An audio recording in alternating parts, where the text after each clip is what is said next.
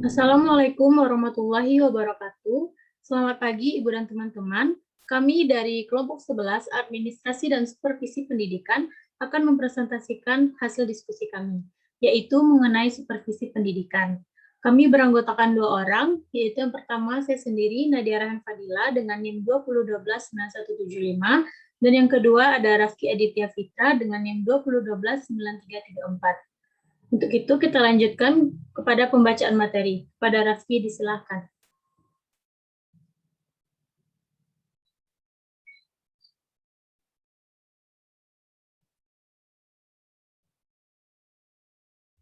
Baiklah, terima kasih moderator untuk materi pertama, yaitu konsep dasar supervisi pendidikan. Pengertian supervisi pendidikan. Supervisi diartikan sebagai suatu aktivitas pembinaan yang telah direncanakan untuk membantu para guru dan pegawai serta staf sekolah lainnya dalam melakukan pekerjaan secara efektif sehingga memperoleh hal yang baik. Dalam penerapannya, supervisi tidak hanya mengawasi guru dan pegawai serta staf lainnya, tetapi juga mengawasi apakah pekerjaan yang dilakukan telah berjalan baik atau belum, serta memberikan solusi.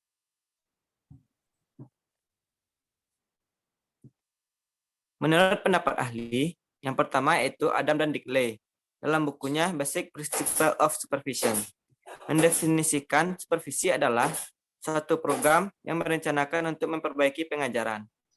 Yang kedua, menurut McNerney, menjelaskan bahwa supervisi adalah suatu langkah yang memberikan arah dan bimbingan dalam proses pengajaran. Yang ketiga, menurut Burton dan Bruckner, memberikan pandangan atau pendapatnya mengenai supervisi, di mana mereka menjelaskan bahwa supervisi ini merupakan suatu pelayanan yang diberikan kepada guru dalam memperbaiki perkembangan guru.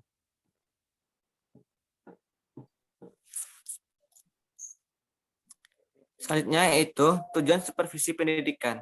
Yang pertama, memberikan bantuan kepada guru agar dapat memahami tujuan dan dari pendidikan yang diberikan di sekolah. Yang kedua, memberikan bantuan kepada guru agar tidak hanya berfokus pada bidang studinya, tapi juga harus mengetahui tujuan akhir dari pendidikan. Yang ketiga, membantu guru dalam memahami siswanya serta kebutuhan siswanya. Yang keempat, membantu guru agar nantinya dapat menjadi seorang pemimpin yang baik, membantu menemukan kelebihan yang dimiliki oleh guru, dan memberikan tanggung jawab kepada guru tersebut sesuai kemampuannya, tanpa harus mencari kelemahannya. Yang keenam, memberikan motivasi kepada guru agar lebih baik lagi saat tampil di hadapan para siswanya. Yang ketujuh, membekali guru-guru baru mengenai tugas-tugas yang diembannya agar dapat dilaksanakan dengan baik. Kedelapan, memberikan bantuan kepada guru dalam menemukan kesulitan dan masalah yang dihadapi siswanya dan mencarikan solusinya.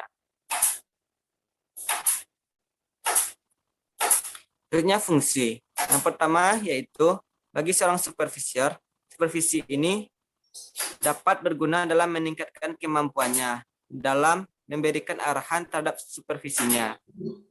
Yang kedua, dengan adanya supervisi juga memberikan kegunaan bagi guru, yaitu dapat meningkatkan keprofesionalan guru dalam melaksanakan proses pembelajaran. Yang ketiga, supervisi ini berguna dalam memberikan bantuan untuk terciptanya suatu tujuan yang diharapkan.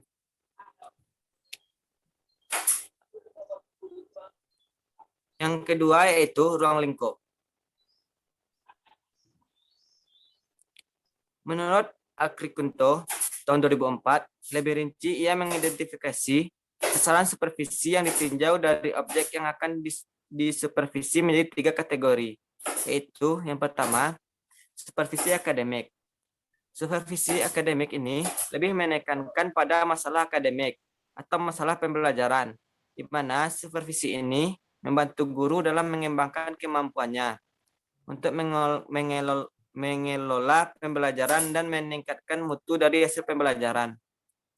Yang kedua yaitu supervisi administrasi, di mana pada supervisi ini lebih cenderung ke arah administrasi yang membantu terlaksananya pembelajaran dengan baik. di mana menyangkut sarana dalam pembelajaran atau fasilitas yang harus dipenuhi agar proses pembelajaran mengajar dapat terlaksana dengan baik, seperti buku pembelajaran, perpustakaan, dan lainnya. Yang ketiga, supervisi lembaga, di mana untuk supervisi lembaga ini dimaksudkan untuk meningkatkan kinerja sekolah dan nama baik sekolah yang akan dapat meningkatkan kualitas sekolah. Baik, terima kasih kepada Rafki. Berikutnya yaitu mengenai prinsip. Menurut Suhartian tahun 2008, supervisi memiliki beberapa prinsip, yaitu yang pertama, prinsip ilmiah, di mana berdasarkan prinsip ini, supervisi dilaksanakan harus berdasarkan data yang objektif dan di mana data yang diperoleh harus didapatkan dengan observasi yang nyata, bukan didapatkan hanya dengan cerita belaka saja. Yang kedua, prinsip demokratis. Dengan prinsip ini, supervisi dilakukan harus dengan musyawarah. Jika permasalahannya dengan guru, maka guru juga harus dilibatkan agar terciptanya rasa kebersamaan dan kekeluargaan. Yang berikutnya ada prinsip kerjasama, di mana prinsip ini memberikan rasa saling berjuang bersama dan tidak menimbulkan sifat yang individual. Yang keempat, konstruktif dan kreatif. Supervisi dapat dilakukan dengan cara yang nyaman dan menyenangkan sehingga mendorong guru agar kreatif dan tidak takut. Berikutnya ada prinsip positif supervisi. Supervisi seharusnya dapat mengembangkan potensi dan kelebihan lainnya untuk mencapai kemajuan dan tidak mencari kesalahan. Supervisi hendaknya mendorong guru dalam mengembangkan kemampuannya. Supervisor dan guru harus saling menghormati, dan supervisor harus sabar dan harus memberikan dorongan kepada guru. Berikutnya, prinsip negatif supervisi. Yang pertama, supervisi tidak boleh memaksakan kehendaknya kepada orang-orang yang disupervisi, serta supervisi juga tidak boleh bersifat otoriter. Yang kedua, supervisi tidak boleh dilakukan untuk mencari-cari kesalahan guru. Dan yang terakhir, supervisi tidak boleh tergesa-gesa mengharapkan hasil yang mendesak bawahan, serta seorang supervisor tidak boleh cepat putus asa. Menurut Mariano tahun 2011. Yang keempat, peranan kepala sekolah sebagai supervisor. Peranan kepala sekolah yaitu berperan dalam upaya membantu mengembangkan profesionalitas guru dan tenaga kependidikan lainnya. Kepala sekolah sebagai supervisor memiliki beban, peran, dan tanggung jawab dalam memantau, membina, dan memperbaiki proses belajar mengajar di kelas atau sekolah.